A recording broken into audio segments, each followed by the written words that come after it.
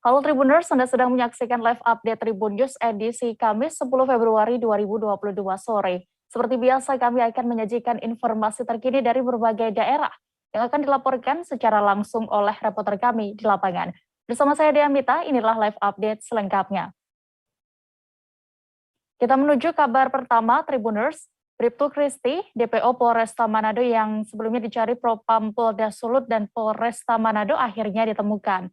Kapolresta Manado, Kombes Pol Julianto Sirait menyebut, saat ini Bribtu Kristi sudah ada di kota Manado. Informasi lengkapnya akan disampaikan jurnalis Tribun Manado ada Vista Mukuan yang kini sudah bergabung bersama kami. Ya rekan Vista, bagaimana bisa Anda informasikan lebih jelasnya keberadaan Bribtu Kristi saat ini dan juga di mana ia ditemukan? Ya, makasih rekan Dea dan selamat sore Tribuners. Ya, Bribtu Kristi ini sudah ditemukan oleh Propam Polda Sulut. Nah, seperti kita ketahui, Bribtu Kristi ditetapkan sebagai DPO oleh kampus karena sejak 15 November 2021 tidak lagi masuk kantor. Sehingga Kapolresta Manado menetapkan Bribtu Kristi sebagai DPO atau daftar pencari orang atau disersi.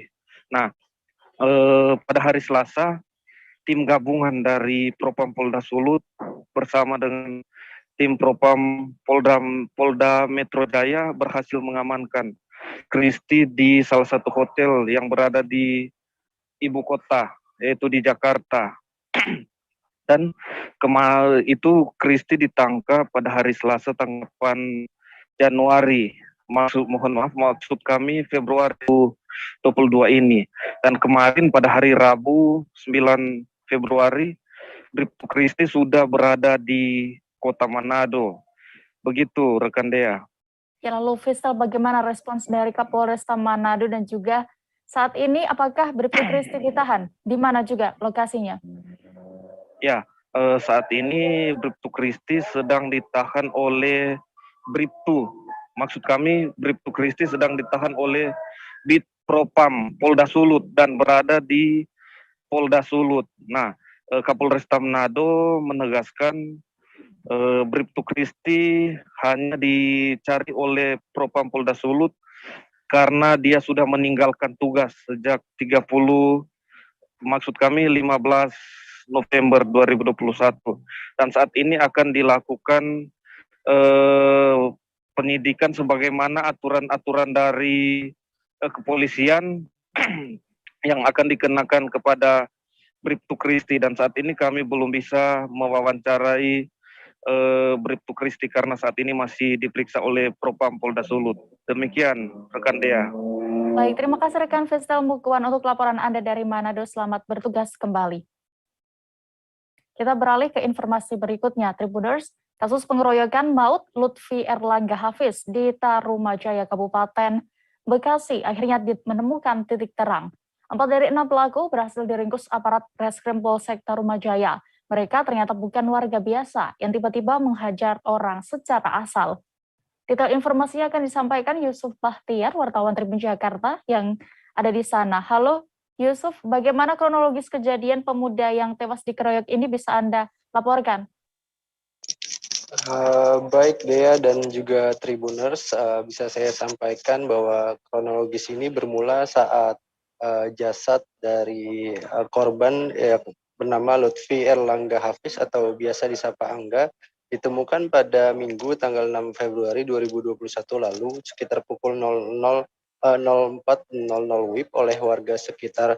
Adapun korban awalnya pamit pada 01.45 WIB dari rumahnya di perumahan Harapan Mulia, Kecamatan Tarumajaya, Kabupaten Bekasi. Dia hendak mencari kucingnya yang hilang. Namun pada saat di keluar kompleks perumahannya, korban diduga diteriaki maling oleh sekelompok orang, lalu dihajar menggunakan senjata tajam hingga akhirnya ditemukan meninggal dunia, begitu deh ya. Lalu seperti apa proses penyelidikan polisi selanjutnya dan bagaimana dengan para pelaku ini? Apakah sosoknya sudah ketahui? Berdasarkan informasi dari Kapolsek Tarumajaya, AKP Edi Suprayitno, 4 dari 6 orang tersangka sudah diamankan pihak polisian. Mereka juga dari tangan mereka juga diamankan 1 bilah celurit yang diduga digunakan para kelompok tersangka ini untuk menghabisi nyawa korban. Adapun pihak kepolisian sejauh ini masih melakukan penyelidikan lebih lanjut guna meringkus 2 orang tersangka yang saat ini masih buron, begitu deh ya. Berarti apakah benar pelaku yang sudah diamankan ini merupakan anggota gangster, bisa dijelaskan, dan juga terkait sosok dari korban bagaimana, bisa dilaporkan juga? Ya, berdasarkan hasil interogasi pihak kepolisian kepada tersangka yang sudah diamankan, bahwa tersangka ini merupakan gangster bernama Brother Street. Mereka diketahui merupakan gangster yang kerap menyerang ataupun melukai korban secara acak. Mereka juga setiap kali beraksi selalu dipersenjatai dengan senjata tajam berupa sebilah golok ataupun celurit dan juga samurai. Adapun pihak kepolisian juga masih memburu 2 orang tersangka yang saat ini masih buron. Adapun sedangkan untuk korban sendiri memang dia diketahui merupakan penyuka kucing yang kebetulan pada saat malam kejadian dia merasa bahwa kucingnya belum pulang ke rumah sehingga perlu untuk dicari di beberapa lokasi di sekitaran TKP yang tidak jauh dari perumahan Harapan Mulia Tarumajaya, begitu deh ya. Baik, Tribuners, terkait kejadian ini rekan Yusuf sudah melakukan wawancara bersama orang tua korban. Berikut keterangan lengkapnya. Ya, jadi kalau secara kronologis saya ketahui bahwa saya jam 4 pagi dihubungi oleh Pak Ketua RW dan saya juga kaget tumben gitu Pak RW menghubungi saya jam 4 pagi. Begitu saya angkat telepon, pertanyaan pertama dari Pak RW, si abang ada di rumah enggak? Langsung saya teringat bahwa anak almarhum ini memang terkadang keluar jam 11, jam 12 malam itu untuk jajan susu ultra, susu beruang, roti, siomay yang ada lah buat jajan malam dia karena belum bisa tidur di hari libur gitu. Terus saya tanya, kenapa anak saya Pak RW? Pak RW tidak jawab. Terus Pak RW bilang, Om Hafiz ke pos aja dulu sini, kita ketemu. Saya langsung ngelompat dari tempat tidur, langsung turun ke bawah. Saya lihat pintu rumah posisi terbuka dan motor nggak ada. Saya semakin panik, langsung saya lari ke depan pos satpam. Di sana saya sudah disambut oleh Pak RW dan ditenangkan oleh Pak RW. Belum tentu ini si abang. Pak RW tanya, si abang ada izin nggak? Saya bilang, saya tidur jam 9:30 udah tidur, saya nggak tahu dan nggak ada izin apa-apa, saya bilang sebelum saya tidur. Jadi begitu sampai di 3 meter dari TKP, saya disuruh duduk dulu, dikasih minum, tapi firasat saya sudah bahwa anak saya sudah tidak ada. Karena begitu ditanya apakah benar itu motornya anak bapak, saya bilang iya. Saya lihat dari plat nomornya.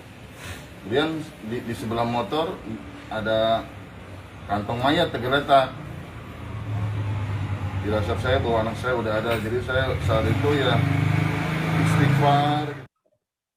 Kita menuju Sumatera Selatan. Pelaku aksi kekerasan bersenjata tajam di kawasan Jalan AKBP Cek Agus, Kecamatan Ilir Timur 2, Kota Palembang berhasil diamankan. Aksi kekerasan itu terjadi di SPBU Simpang Golf dan sempat viral di media sosial pada Minggu 6 Februari 2022 lalu. Reporter kami dari Tribun Sumsel, ada Sinta Anggraini di sana akan melaporkan selengkapnya. Halo rekan Sinta, bagaimana bisa dijelaskan motif dari para pelaku saat membuat keributan ini?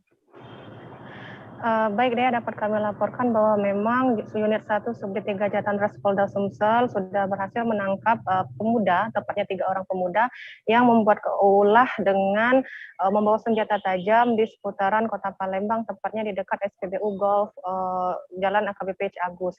Dan memang pelaku ini sempat ramai santer disebut sebagai bagian dari geng motor, Dea.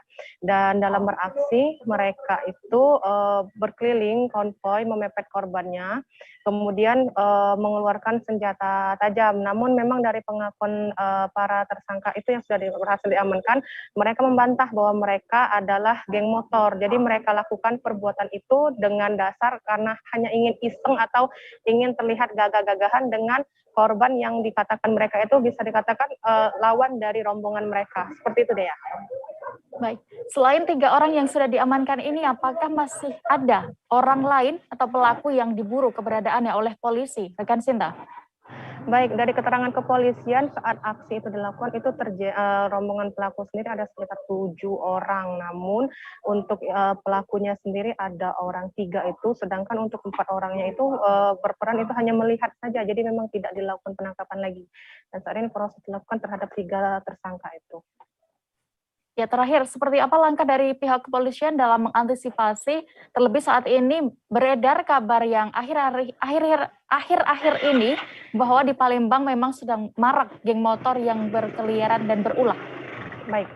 Sebelumnya juga Kapolrestabes Palembang, Kombespol Muhammad Ngajib sudah memastikan untuk pengamanan di Kota Palembang sendiri, mengingat maraknya dari isu anggota geng motor yang beberapa hari ini dikabarkan memang banyak beraksi seperti itu, ya.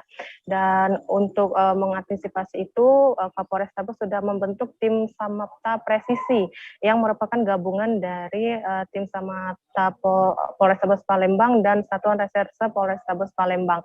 Tim itu sendiri diturunkan ke lapangan untuk melakukan patroli rutin untuk menjaga keamanan khususnya di malam hari. Dan juga selain itu juga sudah ada instruksi dari Kapolres kepada polsek-polsek setempat untuk lebih meningkatkan lagi pengamanan dan juga lebih untuk berkeliling melakukan patroli demi menciptakan rasa aman bagi masyarakat.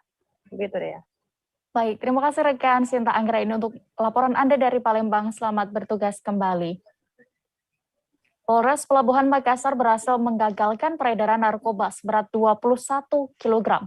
Kapolda Sulawesi Selatan Irjen Pol Nana Sujana menyebut peredaran barang haram ini dikendalikan dari luar negeri. Selengkapnya akan disampaikan rekan Muslimin Emba, wartawan Tribun Timur yang kini sudah siap dengan informasinya. Halo rekan Emba.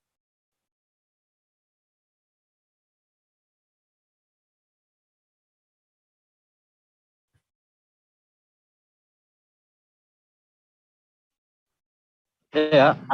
Ya, rekan Emba, seperti apa kronologi pengungkapan sabu 21 kg ini? Ya, baik ya. Dan Tribuners dapat saya jelaskan, Rabu kemarin itu Polres Pelabuhan merilis pengungkapan kasus narkoba seberat 21 kg asal negeri jiran Malaysia yang masuk ke Makassar melalui jalur laut, tepatnya di Pelabuhan Soekarno-Hatta Makassar pada 4 Februari lalu. 21 kilo narkoba jenis sabu ini dibawa ataupun dikuriri oleh seorang mahasiswa dari Surabaya ke Makassar, dan juga hendak diedarkan oleh seorang mahasiswa juga asal Kendari yang menunggu di Makassar. Ya. Ada berapa orang yang diamankan? Apakah seluruhnya ini mahasiswa? Ya, untuk 2 pelaku yang merupakan mahasiswa itu sudah ditetapkan tersangka, 1 sebagai kurir dan 1 sebagai pengedar. Pihak kepolisian juga berjanji masih terus melakukan pengembangan begitu untuk memburu bandar besar ataupun pelaku lain yang diduga turut terlibat dalam bisnis barang haram ini. Ya. Ya, Emba, terkait hal ini, apakah saat ini Sulsel sudah masuk kategori darurat narkoba? Ya, baik ya. Di penghujung 2021 lalu, tim Suspolda Sulsel juga mengungkap sebanyak 75 kg sabu yang juga disinyalir berasal dari Malaysia dan modusnya sama, yaitu melalui jalur laut Pelabuhan Soekarno-Hatta, itu dianggap berentetan dengan 21 kg yang baru diungkap ini. Dari 2 pengungkapan besar ini, Kapolda Sulsel pun tidak menampik bahwasanya Sulawesi Selatan saat ini dapat dikatakan masuk kategori darurat narkoba. Ya. Baik, Tribuners, terkait kasus ini, rekan jurnalis kami sudah mendapatkan keterangan dari Kapolda Sulsel, Irjen Pol Nana Sujana. Berikut kami tampilkan selengkapnya. Oke, dari data yang ada, tadi sampaikan untuk pelaku saja, tadi aja saya sampaikan ada 100.930 kasus selama tahun 2021. Ini bisa dikatakan ya untuk Sulsel sudah masuk di darurat narkoba. Maka dalam hal ini saya akan memaksimalkan, akan mengoptimalkan untuk melakukan tindakan-tindakan yang lebih keras terhadap peredaran narkoba ini. Ya, kami akan berupaya menutup jalur-jalur masuk ke Sulawesi Selatan ini dan akan mengungkap sampai ke akar-akarnya. Kabar berikutnya datang dari Bali. Tim Justisi Kota Denpasar kini melakukan sidak ke hotel di samping sidak masker yang tengah gencar dilakukan. Sidak ini dilakukan mengingat terjadinya peningkatan kasus positif COVID-19 di Kota Denpasar. Informasi lengkapnya akan disampaikan Putu Supartika, jurnalis Tribun Bali yang kini sudah bergabung bersama kami di sana. Halo rekan Putu. Halo rekan Dea. Bagaimana untuk pelaksanaan sidak di hotel oleh tim Justisi Kota Denpasar ini? Silakan laporan Anda. Baik Dea dan saudara, dapat saya laporkan bahwa sidak tadi pagi yang digelar oleh tim Justisi Kota Denpasar terdiri dari Satpol PP dan Dinas Perhubungan, juga dari pihak kepolisian yang dalam hal ini adalah dari Desa Kesiman Kertolangu Denpasar Timur. Sidak ini menyasar salah satu hotel yang berada di kawasan Desa Kesiman Kertolangu. Adapun yang menjadi sasaran yakni penerapan protokol kesehatan termasuk penggunaan aplikasi Peduli Lindungi dan juga pengecekan suhu oleh petugas termasuk penyediaan hand sanitizer. Selain itu tadi saat pelaksanaan sidak ini di sana di hotel tersebut juga tengah dilaksanakan rapat, sehingga tim Justisi Kota Denpasar meminta atau menanyakan ke pihak penanggung jawab terkait teknis dari pelaksanaan rapat tersebut.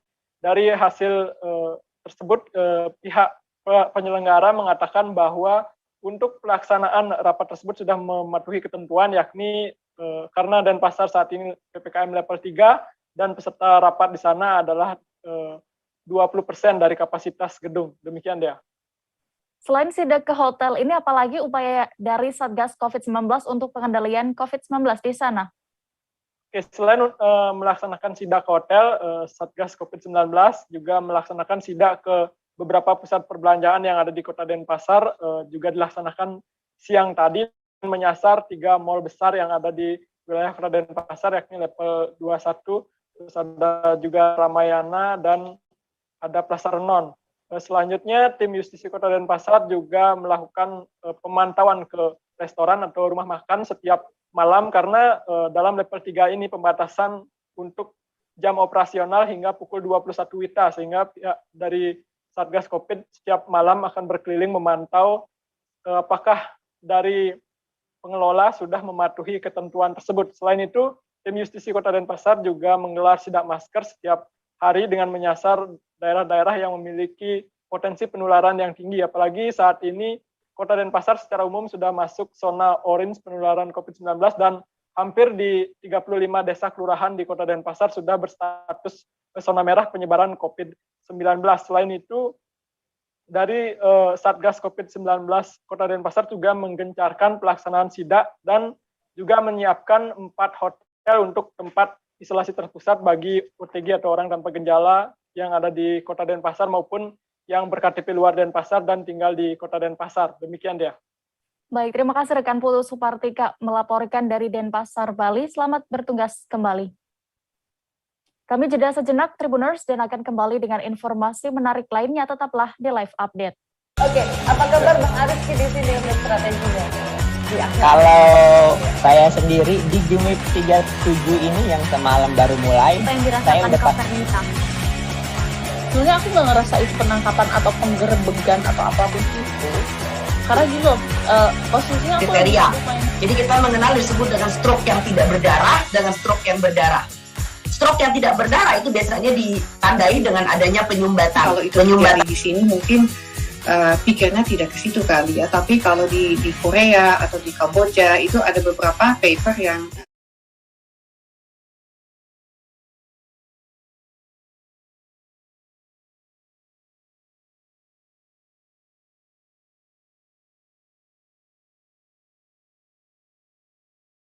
di 6 hari Syawal itu.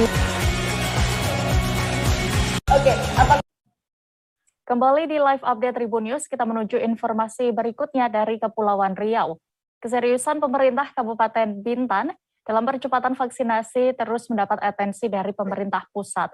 Setelah kehadiran Presiden RI Joko Widodo beberapa pekan lalu, kini Kepala Kepolisian RI Jenderal Listio Sigit Prabowo. Di sana Kapolri memantau sejumlah pelaksanaan vaksinasi dan penerapan prokes di Bintan. Untuk mengetahui lebih detailnya sudah bergabung bersama kami wartawan Tribun Batam, ada Alfandi Simamora yang akan melaporkan. Halo rekan Alfandi. Halo rekan Dea. Bisa diinformasikan kapan Kapolri tiba di Bintan dan menginap di mana sebelum melakukan kegiatannya di sana? Baik rekan Dea, Kapolri tiba di Bandara RHF pada Selasa tanggal 8 bulan 2 tahun 2022 kemarin, tepatnya di daerah Bandara Kota Tanjung Pinang. Setelah itu menuju Desa Caya yang berada di kawasan Bintan, Lagoy yang berada di daerah Teluk Sebong.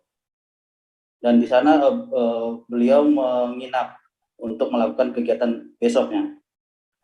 Ya, lalu apa tanggapan dari Kapolri setelah melihat persiapan penerapan prokes di Pelabuhan BBT Lagol Bintan ini terkait travel bubble? Siap. Baik rekan Dea, sebelum memantau pelaksanaan vaksinasi di sana, Kapolri juga memantau BBT yang ada di kawasan wisata Lagoy. Beliau saat itu setelah melakukan pengecekan penerapan prokes di Pelabuhan BBT yang rencananya akan menerima wisatawan Singapura dengan metode travel bubble yang sudah disepakati oleh kedua pemerintah pusat dan juga Perdana Menteri Singapura yang sebelumnya hadir di Kabupaten Bintan juga. Kapolri mengungkapkan setelah melakukan pengecekan secara umum penerapan prokes dan kesiapan Pelabuhan BBT Lagoy untuk menerima wisatawan dari Singapura dalam hal travel bubble sudah sangat baik. Kapolri juga menyebutkan pihak BRC tinggal meyakinkan bahwa prosedur penerapan prokesnya berjalan dengan baik.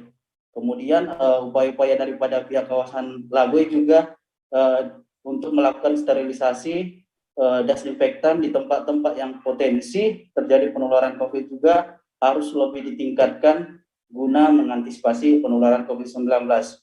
Proses screening juga menurut Kapolri saat itu sudah sangat baik sebab sudah menggunakan Blue Pass, di mana Blue Pass ini akan digunakan untuk men-tracking yang dekat sekitar 1,5 meter bagi pengunjung lainnya, sehingga di Blue Pass ini nanti akan dicek melalui Bluetooth oleh sistem pihak BRC. Selain itu juga dalam proses screening juga di kawasan wisata Lagoy juga menggunakan aplikasi Peduli Lindungi yang memang berguna untuk melakukan tracking apabila ada yang terkonfirmasi positif di kawasan wisata Lagoy Bintan. Ya, selain meninjau persiapan prokes BBT Lagoy terkait travel bubble ini, ada kegiatan apa lagi yang dilakukan Kapolri Listio Sigit? Baik rekan Dea, sebelum melihat persiapan penerapan prokes di Pelabuhan BBT Lagoy Bintan, Kapolri pertama kali memantau pelaksanaan kegiatan vaksinasi yang digelar di halaman hotel kawasan wisata Lagoy Bintan. Satu persatu saat itu Kapolri menyapa warga yang mengikuti vaksinasi di sana. Di sana juga Kapolri memberikan paket sembako kepada masyarakat yang usai melaksanakan vaksinasi. Setelah itu Kapolri juga melakukan jom bersama sejumlah kepala daerah dan di provinsi yang dalam pelaksanaan vaksinasi serentak yang digelar di 34 provinsi di ruang rapat Hotel Natra Lagoy Bintan. Setelah melakukan video jam tersebut, baru Kapolri melakukan peninjauan penerapan prokes di Pelabuhan BBT Lagoy. Baik, terima kasih rekan Alfandi untuk laporan Anda. Selamat bertugas kembali. Kita menuju kabar berikutnya, Tribuners. Dari Jawa Barat, Bumame Farmasi Cabang Bogor menyediakan antigen dan tes PCR drive-thru. Pantauan wartawan Tribun News Bogor, warga antusias datang ke lokasi antigen dan tes PCR drive-thru tersebut. Nampak beberapa mobil juga mengantre untuk melakukan tes PCR dan antigen. Jurnalis kami dari Tribun Bogor, ada Reynaldi, akan melaporkan situasi persiapannya di sana. Halo rekan Reynaldi, bisa diinformasikan lokasi tes PCR dan antigen drive-thru ini? Ya, halo Dea. Jadi lokasinya untuk tes PCR dan antigen drive-thru ini lokasinya berada di Boksi 123 Mall, yaitu di Jalan Raya Tajur, Kelurahan Katulampa, Kecamatan Bogor Timur, Kota Bogor, Jawa Barat. Jadi lokasinya itu tepatnya berada pada bagian luar mall. Itu merupakan Bumame Farmasi yang juga merupakan salah satu dari tenan mall tersebut dan difasilitasi oleh mall tersebut untuk tes PCR dan antigen secara drive-thru. Seperti itu deh. Baik, lalu dari kapan adanya tes PCR dan antigen drive-thru ini? Ya, jadi adanya tes PCR dan antigen drive-thru ini semenjak dari Januari 2021 tahun lalu. Jadi ketika melonjaknya kasus COVID di Kota Bogor, itu memang terlihat drive-thru ini lebih ramai. Jadi menurutnya di awal Januari 2022 kemarin itu banyak warga juga yang tes antigen dan PCR secara drive-thru. Apalagi ditambah lagi di Kota Bogor ini sedang meningkatnya jumlah kasus COVID yang merupakan varian baru yaitu Omicron. Seperti itu dia. Ya, rekan Rey, lalu persyaratannya apa saja untuk bisa mengikuti tes ini secara drive-thru dan bagaimana respons dari pengunjung yang mengikuti tes tersebut? Ya, untuk mengikuti persyaratan tes PCR dan antigen secara drive-thru ini, pengunjung hanya membayar sebelumnya untuk tes PCR secara drive-thru ini. Dari PCR sendiri mulai dari harga 275.000 sampai 990.000, dan untuk tes antigen sendiri ini seharga 99.000 sampai 150.000.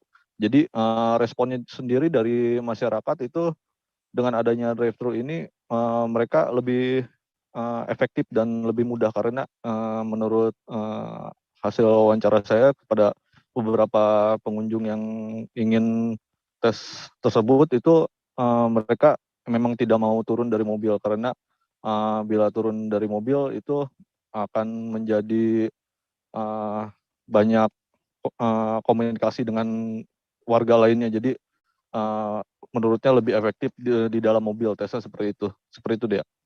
Baik, terima kasih jurnalis Tribun Bogor, Reynaldi, untuk laporan Anda. Selamat bertugas kembali.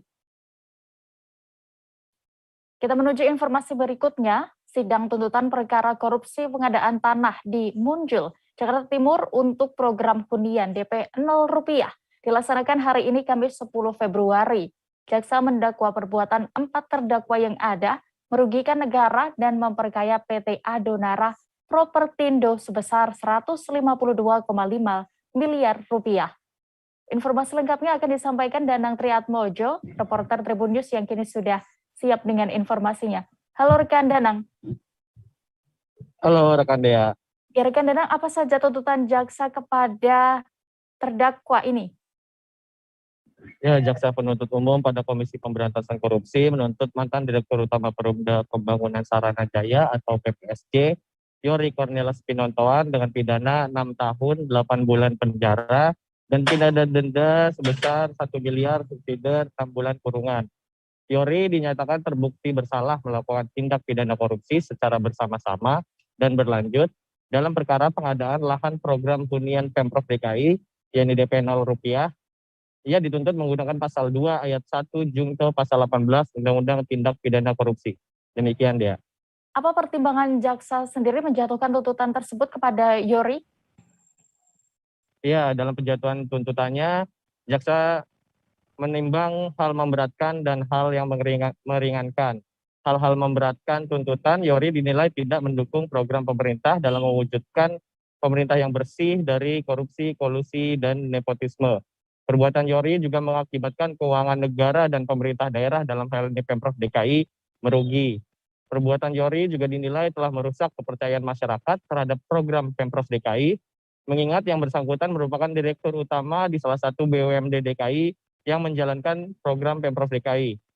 Sementara hal yang meringankan, Yori mengakui dan menyesali perbuatan korupsinya. Yori juga belum pernah dihukum dan tidak menikmati hasil tindak pidana korupsinya. Usai jaksa membaca tuntutannya tadi, penasihat hukum meminta 2 minggu kepada hakim untuk berkoordinasi. Karena salah satu koordinator kubu Yori terkonfirmasi positif corona.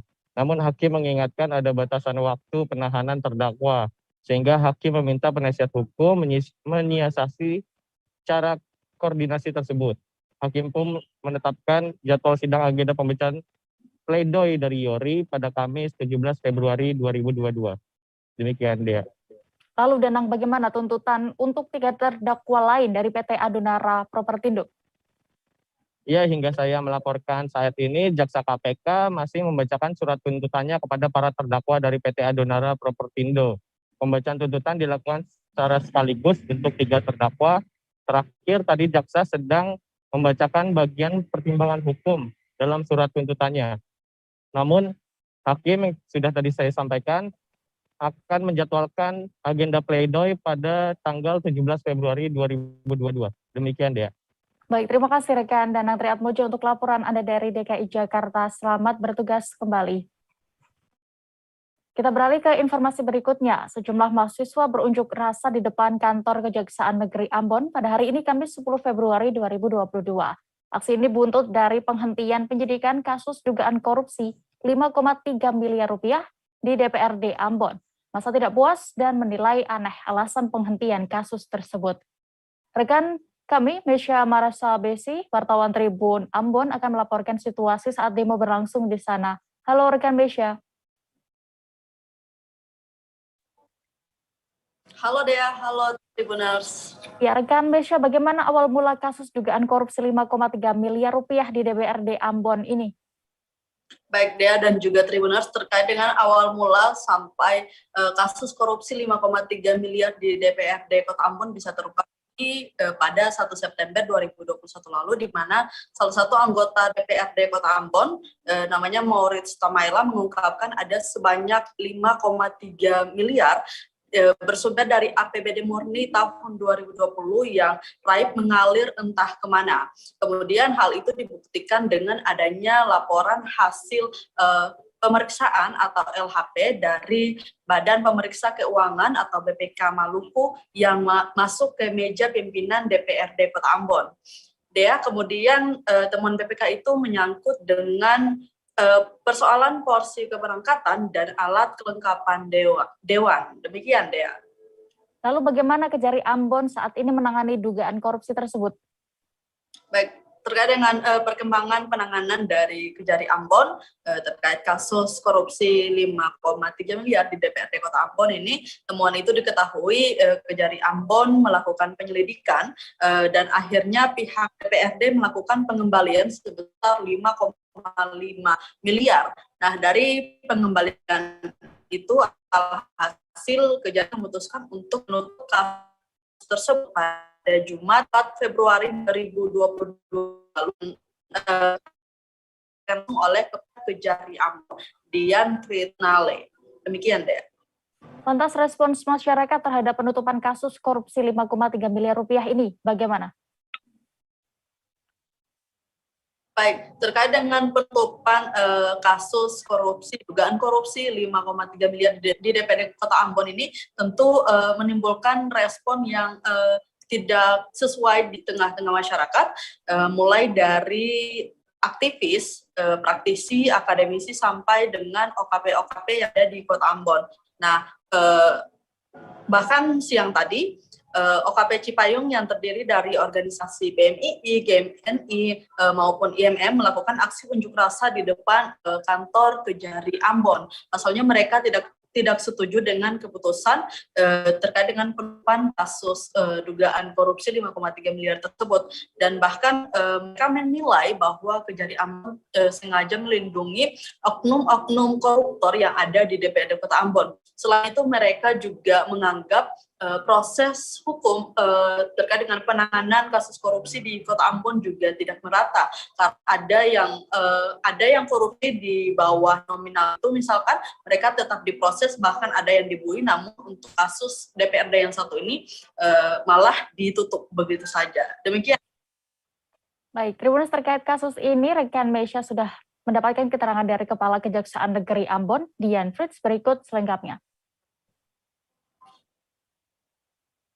Audit BPK di situ jelas ya, saya sampaikan akibat dari pengolahan anggaran dilakukan secara menyimpang oleh Sekretariat DPR Kota Ambon sebagaimana diuraikan di atas, berupa indikasi yang berarti masih berupa tanda-tanda atau gejala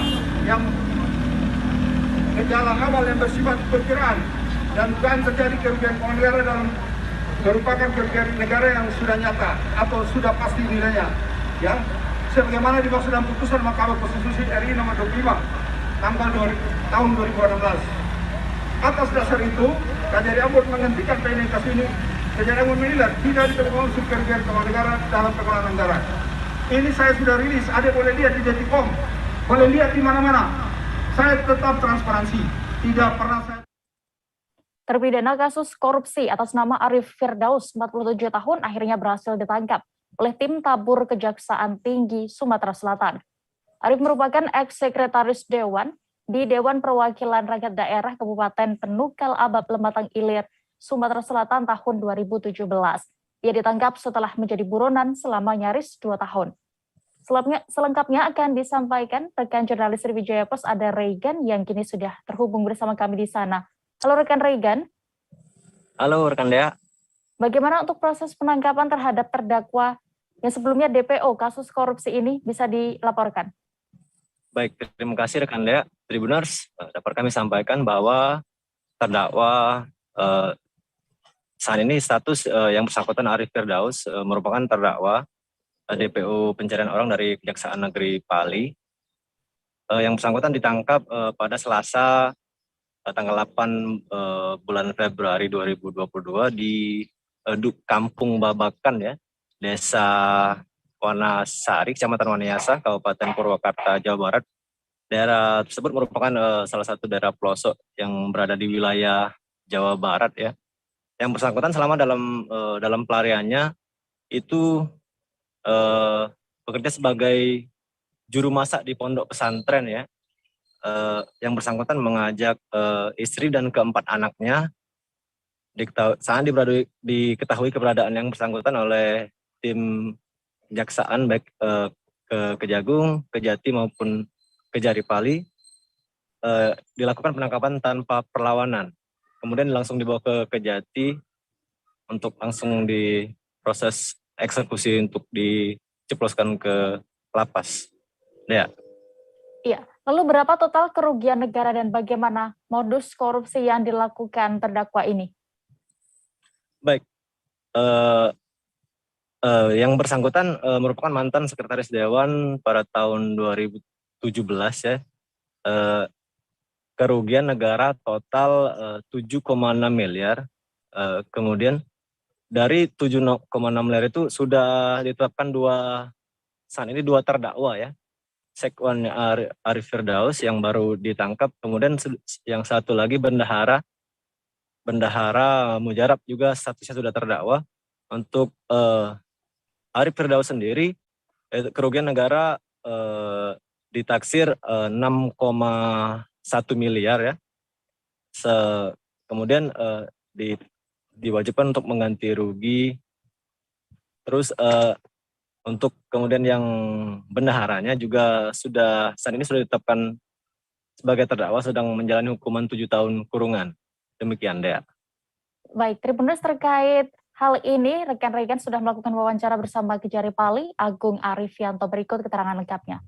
Penangkapan Saudara Arif Firdaus itu tanggal 8 Februari sekitar pukul 23, yang bersangkutan ada di daerah Purwakarta. Yang bersangkutan bekerja di salah satu pondok pesantren sebagai juru masak.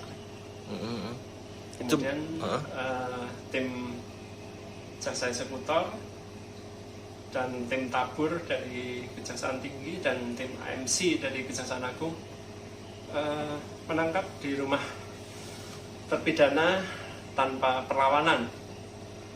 Alhamdulillah lancar tanpa perlawanan. Baik, itu bersama terdakwa bersama anak istrinya di sana, Pak ya? Ya, yang bersangkutan bersama istrinya dan 4 orang anaknya. Memang sejak ditetapkan tersangka, terdakwa ke sana, Pak ya? Iya, menurut keterangan terpidana, dia sudah 2 tahun di tempat tersebut dan bekerja sebagai juru masak di pondok pesantren tersebut. Untuk lokasi tadi memang udah wilayah terpencil, Pak ya, di Purwakarta seperti itu, Pak ya, diketahui, Pak ya? Ya, mungkin orang nggak nyangka ya dia yang bersangkutan di sana. Pak, untuk proses hukum selanjutnya, Pak, untuk pengembangannya, Pak, gimana itu, Pak? Sesuai keterangan yang bersangkutan sebenarnya sangat menyayangkan ya, karena yang bersangkutan lari akhirnya hukuman yang bersangkutan kan sangat tinggi, 15 tahun, dan yang bersangkutan berjanji akan membuka pihak-pihak yang benar-benar menikmati dari hasil uang yang dikorupsi sebesar 6,1 miliar tersebut. Untuk aliran. Beralih ke Jawa Tengah, acara hiburan dan bazar di Taman Sunan Jogokali yang berada di kawasan kediaman mantan Wali Kota Solo, FX Hadi Rudiatmo, dihentikan. Kegiatan ini sedianya berakhir pada Senin 14 Februari 2022 mendatang. Untuk mengetahui alasannya dan lebih detail terkait informasinya, sudah bergabung bersama kami rekan Agil Trisetiawan, wartawan dari Tribun Solo yang akan melaporkan. Halo rekan Agil. Ya, selamat sore rekan Dea dan Tribuners. Selamat sore rekan Agil, bisa dilaporkan kenapa sebenarnya acara perayaan Imlek di Taman Sunan Jogokali ini dihentikan? Ya, perayaan Imlek di Taman Sunan Jogokali yang berada di Kelurahan Pucang Sawit, Kecamatan Jepret, Kota Solo, yang letaknya tak jauh dari rumah mantan Wali Kota Solo, FX Rudiatmo, untuk saat ini dihentikan sebelum acara penutupan. Bahwasanya acara tersebut sedianya akan berakhir tanggal 14 Februari mendatang, namun seiring dengan angka COVID-19 di Kota Solo yang terus meningkat dan kebijakan dari Pemkot Solo yang mulai membatasi kembali aktivitas masyarakat, sehingga dari pihak panitia memutuskan untuk menghentikan perayaan hiburan maupun bazar yang ada di Taman Sunan Jogokali. Ya. Apa saja acara yang dibatalkan? Ya, berbagai rangkaian acara sebenarnya sudah disiapkan panitia, seperti yang acara yang sudah terselenggara seperti barongsai, berbagai lomba seperti selfie dan lomba mewarnai, dan di kedepannya juga masih ada beberapa acara yaitu seperti lomba melukis dan berbagai hiburan lainnya. Dari kegiatan yang belum terselenggara, yang mana sedianya akan digelar pada akhir pekan ini, terpaksa harus dihentikan atau dibatalkan seiring dengan berakhirnya perayaan hiburan dan bazar yang ada di Taman Sunan Jogokali. Ya. Iya, rekan Agil, informasinya juga sebenarnya dalam acara tersebut gelaran wayang kulit termasuk rangkaian acara di sana. Lalu bagaimana nasibnya? Ya, dari penanggung jawab acara sendiri, yaitu sempat mengatakan bahwasanya di akhir acara akan ada pertunjukan wayang kulit 1 malam untuk yang akan digelar pada tanggal 13 sore hingga tanggal 14 pagi. Namun dengan seiring rangkaian acara yang dibatalkan, panitia sendiri belum bisa memastikan apakah pagelaran wayang kulit nanti akan ikut dibatalkan atau tidak. Bahwasanya panitia masih akan koordinasi terkait dengan acara pertunjukan dari wayang kulit tersebut, apakah tetap bisa digelar tanpa penonton atau tetap akan dibatalkan. Iya. Baik, terima kasih rekan Agil untuk laporan Anda dari Kota Solo. Selamat bertugas kembali. Kasus demam berdarah dengue atau DBD mengalami peningkatan di wilayah Kota Pangkal Pinang, Kepulauan Bangka Belitung. Sepanjang bulan Januari hingga Februari 2022 ini, sedikitnya 44 orang terinfeksi. Pasien mulai dari usia anak-anak hingga dewasa di 7 kecamatan yang ada di Pangkal Pinang terjangkit DBD. Wartawan Bangka Pos ada Cepi Marlianto di sana akan melaporkan selengkapnya. Halo rekan Cepi. Halo rekan ya. Kasus DBD di Pangkal Pinang ini mengalami kenaikan. Apa sebenarnya penyebab meningkatnya kasus tersebut? Ya baik, memang berdasarkan keterangan dari Kepala Dinas Kesehatan Kota Pangkal Pinang, Dr. Mas Hakim mengatakan memang untuk kasus demam berdarah sendiri khususnya di Kota Pangkal Pinang sejak awal tahun, dan maksudnya dari bulan Januari hingga Februari 2022 saat ini memang mengalami peningkatan, di mana pada bulan Januari sebelumnya hanya terdapat 23 kasus, ini pada awal Februari meningkat hampir setengahnya atau menjadi 23 kasus menjadi total 44 kasus untuk di tahun 2022 sendiri. Di mana memang peningkatan kasus DBD ini menurut Kepala Dinas Kesehatan Kota Pangkal Pinang memang dikarenakan masih dalam musim penghujan, di mana pada saat musim-musim itulah banyak masyarakat yang lalai untuk melakukan 3M, di mana tentunya sendiri banyak nyamuk-nyamuk yang mulai bersarang di tempat-tempat yang tidak diketahui oleh masyarakat khususnya di Kota Pangkal Pinang. Itu rekan. Menindaklanjuti kasus ini, apa yang sudah dilakukan pemerintah setempat untuk menangani kasus DBD?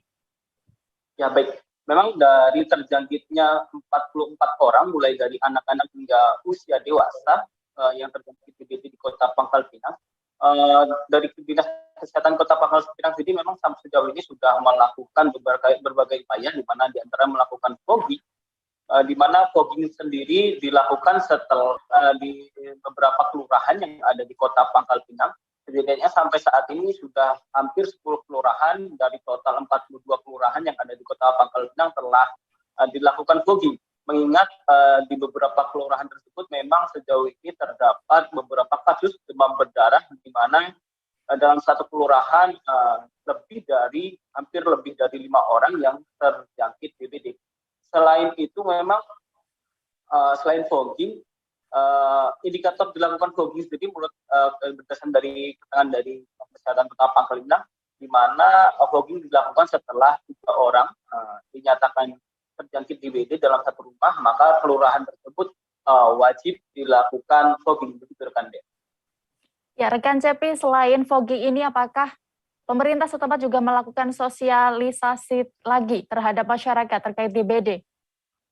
Ya baik, memang selain melakukan fogging, sampai saat ini juga Dinas Kesehatan khususnya Kota Pangkal Pinang juga terus melakukan berbagai upaya pencegahan DBD, seperti melakukan pemberantasan sarang nyamuk ataupun PSN mulai dari akhir tahun 2021 kemarin hingga saat ini. Di mana dalam pemberantasan tersebut Dinas Kesehatan juga bekerjasama dengan organisasi perangkat daerah yang lain. Tak lupa dia juga ikut merekrut rukun tetangga setempat guna mensosialisasikan hal tersebut kepada masyarakat sekitar. Di mana berdasarkan data dari Dinas Kesehatan juga sejauh ini memang kasus DBD cukup meningkat, maka dari itu pihaknya juga mengimbau masyarakat untuk tetap menerapkan 3M, di mana seperti menguras, mengubur, ataupun menutup tempat-tempat yang dapat menjadi sarang nyamuk. Baik, terima kasih rekan Cepi Marlianto untuk laporan Anda. Selamat bertugas kembali. Tenda pernikahan di Kampung Citepus Girang, Kecamatan Pelabuhan Ratu, Kabupaten Sukabumi, Jawa Barat, ambruk. Tenda acara pernikahan itu porak-poranda digulung angin puting beliung. Seorang warga dikabarkan tertimpa reruntuhan tenda. Dan untuk mengetahui informasi di sana, keadaan di sana saat ini, jurnalis kami Tribun Jabar, Rizal Jalaluddin akan melaporkan. Halo rekan Rizal.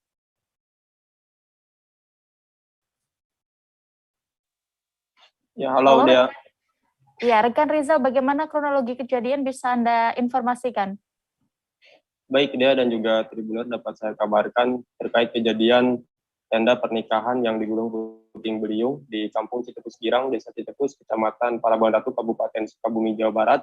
Ini terjadi hari kemarin, Rabu 9 Februari 2022. Informasi yang kami dapat berdasarkan keterangan saksi yang berada di lokasi kejadian bahwa peristiwa bermula angin kencang terjadi sekitar pukul 14.00 waktu Indonesia Barat. Saat itu tenda ambruk dan menimpa satu orang yang berada di dalam tenda yang saat itu menghadiri acara pernikahan dan dikabarkan mengalami luka di bagian kepala dan dibawa ke rumah sakit.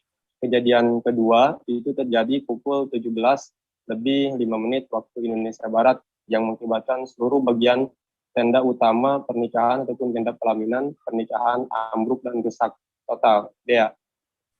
Rizal, berarti 2 kali kejadian ini menimpa di sana ya. Lalu saat peristiwa ini terjadi, apakah acara pernikahan juga tengah berlangsung? Ya, baik Dea dan juga Tribuners. Memang pada saat kejadian itu tengah berlangsung acara pernikahan kedua mempelai di Kampung Citepus Girang, Desa Citepus, Kecamatan Palabuhan Ratu ini. Namun memang beruntung kedua mempelai berhasil selamat walaupun memang sempat juga tertimpa reruntuhan tapi tidak mengalami luka yang serius. Hanya saja terdapat satu orang yang mengalami luka di bagian kepala atas nama Ibu Supilawati yang langsung dilarikan ke RSUD Palabuhan Ratu untuk mendapatkan penanganan. Dea. Lalu apakah ada informasi terkini terkait kondisi korban saat ini, Rizal? Baik Dea dan Tribuners, saat ini kondisi korban atas nama Ibu Supilawati tersebut sudah membaik dan sudah diizinkan pulang oleh pihak RSUD Palabuhan Ratu setelah sebelumnya mendapatkan perawatan dengan mendapatkan penjahitan di bagian kepalanya karena tertimpa besi reruntuhan dari tenda tersebut. Dea. Baik, terima kasih Rizal untuk laporan Anda dari Sukabumi. Selamat kembali bertugas. Kita menuju informasi berikutnya. Warga di seputaran Belimbing Raya, Kecamatan Murung Puda, Kabupaten Tabalong digegerkan dengan penemuan jasad bayi pada hari ini Kamis 10 Februari siang. Jasad bayi ditemukan warga di dalam hutan, kebun dengan kondisi sudah mulai membusuk. Kabar selengkapnya akan disampaikan Doni Usman, reporter Banjarmasin Post, yang kini sudah bergabung bersama kami di sana. Halo rekan Doni.